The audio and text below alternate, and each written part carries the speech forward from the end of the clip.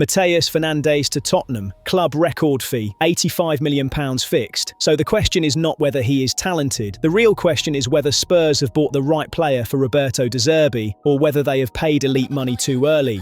This is SirAlex TFV Transfer Fit Verdict. And the catchline is simple.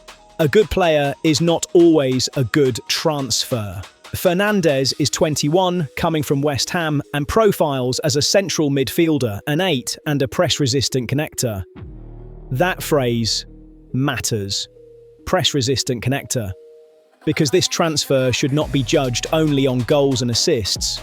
Spurs are not just buying a midfielder who looks good in clips. They are buying a player who can help De Zerbi's system function. What fans think Spurs bought is simple. A club record Portuguese star, a big money midfielder, a statement signing. But what De Zerbi actually bought is more specific. He bought a midfielder who can receive under pressure, carry through the press, connect midfield into attack, and help Spurs win the ball back after risky possession. That is the real transfer logic. In De Zerbi's football, midfielders must be comfortable when opponents jump onto them. They have to invite pressure, survive pressure, and then release the attack into better zones. Fernandes gives Spurs that middle zone security. He is not a pure defensive midfielder. He is not just a number 10, and he is not a one-man fix for Tottenham's entire structure. His best role is as an 8 or a double pivot connector. That is where his value sits. He gives Spurs press resistance, ball carrying, recoveries, vertical connection, and midfield progression.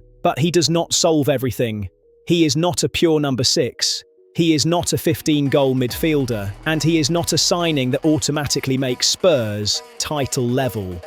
That is why the price matters. But tactically, the fit is real. The biggest thing Fernandes can do is lift the players around him. Maddison can stay higher instead of dropping deep to connect every attack. Wide creators can receive earlier with more space and better timing. The striker can attack closer to goal because midfield regains happen higher. The fullbacks can be more aggressive because the midfield has better security behind the ball. And De Zerbi gets a player who can keep possession alive even when the opponent tries to trap Spurs in build-up. That is how a midfielder lifts a side without always producing highlight numbers. Better midfield connection equals better team function. Now the minutes forecast. At 85 million fixed, Fernandes has to play. Year 1, around 2,500 to 3,100 minutes. Year 2, around 3,000 to 3,500 minutes. Year 3, around 3,100 to 3,600 minutes. That tells us Spurs are not buying a rotation midfielder. They are buying a core De Zerbi midfielder.